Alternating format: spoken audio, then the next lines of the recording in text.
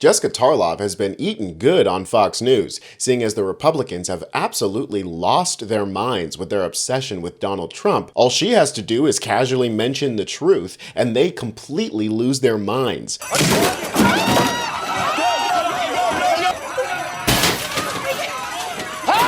But I want to remind you guys to like the video if you're liking the video, and hit the subscribe button to join the Throwing Jesse Waters into the Water party. When Democrats are occupying the White House, they tend to get criticized for pretty much everything that they do. You guys remember when Obama wore that tan suit? The Republicans basically had to be committed they were going so crazy. Also known as Tangate.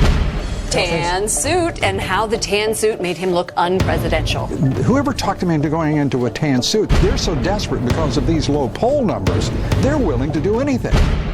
But the second that a Republican is in office, well, they can do no wrong. It doesn't matter that Donald Trump spent more days than any president before him vacationing and playing golf during his first term. And it doesn't matter that he hasn't said a word about the plane crashes or the natural disasters that are happening under his watch. And instead, he's spending his time in the beast, doing laps around Daytona. But fortunately for the rest of our sanity, the Republicans have managed to let one person with sense into their echo chamber, and that happens to be Jessica Tarlov. Here she is, as gingerly as possible, critiquing Trump's lack of presidential responsibility. But watch the Republicans completely lose their shit. And you say if Joe Biden had done this, if Joe Biden had shown up at the Daytona 500 while there were people living under emergency declarations and passing away in Georgia, a tree fell into a guy's house and ended up killing him. Do you think this is a fair comparison that you're taking? This is not a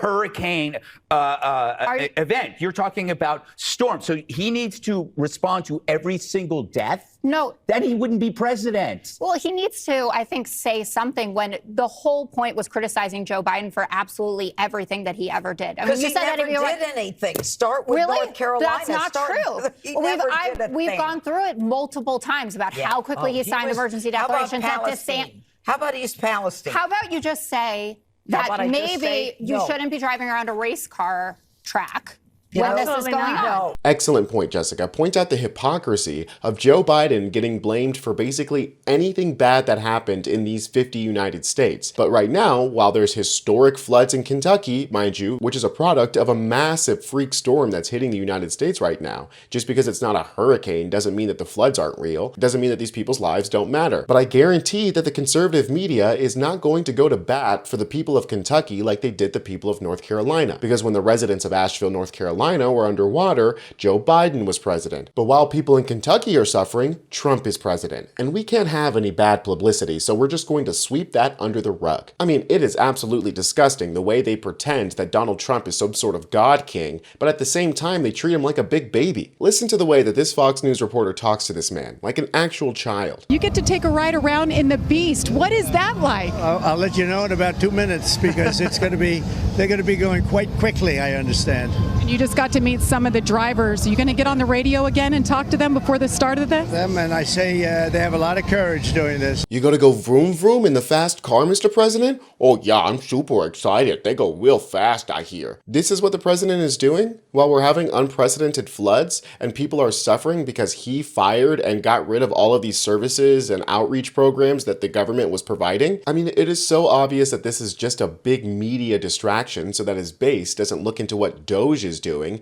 or what Congress wants to cut in their crazy budget. This is literally bread and circuses, and it's not just me saying that. This is obviously a very pro-Trump crowd, so he was incredibly well received. There was a lot of MAGA hats in the audience. This is a strategy that is as old as human civilization. We have seen that in ancient Rome, leaders would stage things like gladiator fights and chariot races in order to keep the people entertained and keep their focus off of what their government was doing. And the government is doing horrible things right now, as pointed out by Jessica Tarlov on Fox News. DOGE and Elon Musk have found the formula for justifying the erosion of the United States. They find data that they don't understand, call it fraud, build a conspiracy around it on Twitter, and then the media uses that conspiracy as justification for cutting the program. And it's gotten to the point that they're claiming that 60 million dead people are collecting Social Security checks, which is justification for basically getting rid of the entire program, as there's only like 80 million people on Social Security total. But it's gotten so brazen that they're just admitting that they're lying. Jesse Waters literally admits right here, kind of tongue-in-cheek, but still the truth, that he lied about the condom Gaza's situation. I mean, the whole thing, not only was it not condoms, but various reproductive health products, but also it wasn't Gaza as in Palestine, it was Gaza as in Mozambique. These guys are doing move fast and break things with the truth now. They're just airing lies and then joking about it. And yeah, whatever Jesse says, I mean, maybe we'll find out next week that it's, as true as the condoms to Gaza, but there's real stuff and stories you could be.